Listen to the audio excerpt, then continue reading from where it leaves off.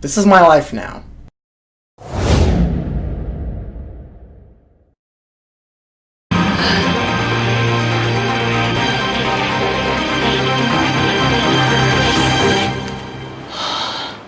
Jump!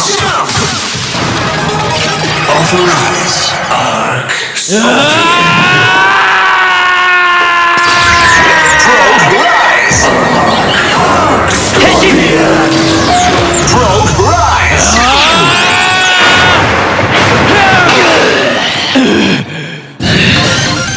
Initialize! Realizing A rider into the sky to take off for a dream.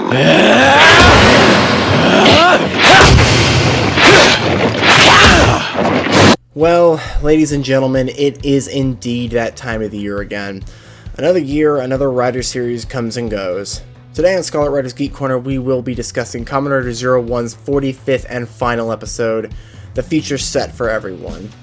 I'll also be giving my thoughts on the Zero-One as a whole at the end of the video, though I will go ahead and state for the record that it is not a fully descriptive, highly detailed review. Just going to be some overall thoughts on how I felt certain themes in the show were handled. The episode itself is a solid one, though I can't say that I wasn't at least a little bit disappointed the first time I watched it. The episode picks up right where the last one left off, with Aruto and Hirobi in a battle to the death as the world seemingly watches. During the said engagement, riots break out in the city with Hirobi's Humagear sympathizers.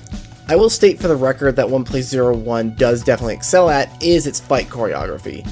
Both fights, the first one with Aruto and Hirobi in their arc forms, and the last fight with Aruto in his base form, are very well executed. I sort of figured Aruto would somehow get the Zero-One driver back in some fashion, whether here in the finale or in the sequel movie. Aruto intentionally loses the first fight with his Arc 1 form, having the driver destroyed. He does this to prove to Hirobi that his anguish and desire for vengeance over Jin's death is evidence of the existence of the former's heart. Yua, using a data fragment from Jin's reconstructed body, is somehow able to restore Jin's consciousness, where he taunts Anzu, who watches in anticipation the brewing war between humans and Humagears. Hirobi, fully realizing his newfound emotions, fights Aruto one last time. This one's conclusion has Hirobi taking the brunt of Aruto's rider kick deliberately, which destroys Hirobi's arc driver, and surprisingly not himself.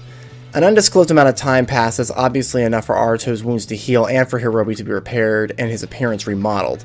Jin has apparently had his body restored, and the two pledge themselves to preventing the rise of another arc. Yua instates Naki into Ames as their technical advisor, much to the other members' surprise.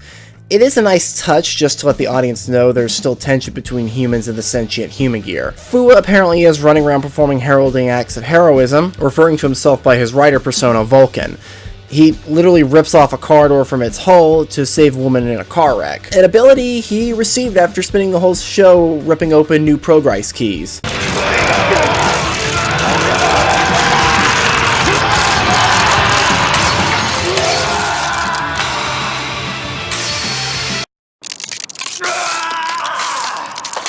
Guy is still the head of the Thouser division, this time with more toy dogs. More on that in a second. Anzu approaches some schmuck in a suit and hands him an Arc 1 key, which he uses in his own driver to become Kamen Rider Eden, which looks like a kit bash of Kamen Rider Rogue from Build, obviously the villain from the upcoming sequel movie. Aruto and Co create a reproduction of Izu and activate her. She of course is a blank slate, having none of the original's memories or sentience. Aruto believes that with enough time, he can get something close to the original Izu, and the two immerse themselves in Zeya for one final touching moment of the show. Honestly, I'm a bit torn on this finale. While I enjoyed both fights and the emotional climax between Aruto and Hirobi, I found the epilogue to be rushed and the decision to bring back Jin and Izu questionable, to say the least. Yes, I understand it isn't the original Izu, but the implication is that they can get somewhere very close with enough time. This sort of defeats the entire emotional baggage both fights in this episode were supposed to carry.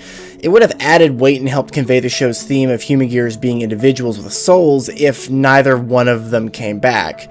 The soul being something very unique and defining, that sort of gets undermined if they're just restored like that.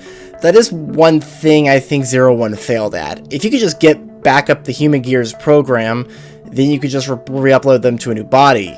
Death for a backed up Humagear having really no meaning. And yes, while I realize Izu has no backup, the thought of just spending enough time with Izu, telling her about all of the adventures and the time that they shared together, somehow bringing back something very close to Izu after she gains sentience bugs me in a way. It also somewhat defeats the purpose of one having to get over their own malice and feelings of vengeance. The other point I feel this show botched was, well, Guy. I honestly should probably dedicate an entire video to this topic, but to put bluntly, Guy's redemption arc, or lack thereof for that meaning, was a joke. In a prior and not so well made video I uploaded back in April titled The Fall and Rise of Hiden Aruto, I described Guy as a sociopath, given I'm no psychoanalyst, but up to that point Guy had shown little to no remorse for his actions leading up to his quote-unquote redemption. He would use and refer to people as his tools. He's redeemed because Zaya reconstructs a slightly upgraded model of an old Hiden pet AI from his childhood, and that reawakens his buried love of Hiden? I know the implication was that Guy's father was overbearing and expecting nothing less than perfection from his son, but that was one flashback in a 45 episode series. Maybe there's more in the Toei Net exclusive episode Bowser, but then that is weak. I don't mind Guy having a face turn, I just wish it was more believable and less of a joke, given how much of a perfect foil he was to Aruto's ideals. All in all, even with some of the cons I listed, I still think Zero-One is a solid series. During the end of the first story arc and the start of the second one, I admit I was being hard on it. If you follow me on Twitter, you would know that for a fact. I didn't care for Aruto, the story seemed to be losing me, and I felt as though the AI thing had been done better in Drive with the Roid mutes. When the Hiden vs. Zaya arc concluded, my tune was actually beginning to change. I went from being genuinely unenthusiastic about the series to sitting there and watching the finale thinking, man, I'm gonna miss all of these characters. Aruto really grew on me as a character, and while he's not my favorite main rider, hell, he's not even in my top 5, his sheer will, determination, and unwavering ideals make him worthy of carrying the mantle of Kamen Rider. Plus, I had to admit I couldn't bring myself to really hate his personality all that much. Fuwa is definitely my favorite character, a clear MVP of this series. In fact, I weep for Now I Must Find a Name Shot Riser secondhand. Yua fucking survived. Despite the franchise's history and the memes the fans were throwing her this time last year, 2019 was a different time for the human race. I do wish she would have gotten a final form that combined the cheetah, hornet, and jackal forms, but that's what V-Cinemas are for, I suppose, and if Gates, Banjo, and Kazumi could get V-Cinemas, well, then, hell, so can Yua. Izu is perfection. That's really all I can say on that one. And I do enjoy the fact that Hirobi was the final antagonist, and that after being the emotionless machine carrying out the will of the arc for almost the entire series, his story culminates in accepting what it means to have emotions and a soul. I could go into the other characters, but then this video would be about half an hour long. The point is, for a series that for about 10 to 12 weeks during the Hiden vs. Zaya arc felt like a chore to watch, it's nice that my tune changed, and I look forward to seeing everyone again in future works. So we now bid a fond farewell to Kamen Rider Zero-One, at least until the movie. So with Zero-One behind us, we now look towards the future and destitution with Kamen Rider Saber. HLJ will be charging that credit card of mine for that driver in a few days, so there's that. The upcoming add-ons, and the Zero-One stuff I still need to go back and buy. So anyway, if you enjoyed this review, drop this video a like, comment your thoughts down below on the Zero-One finale, and on your thoughts on the show as a whole, and please hit that subscribe button. I got loads more content on the horizon, so let's leap towards your dream, my dream. Okay, I'll stop. See you guys next time.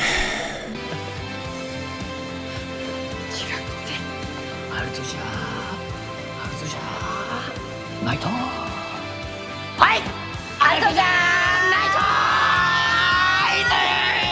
はいアルトじゃーナイトいくこれから忙しくなるぞ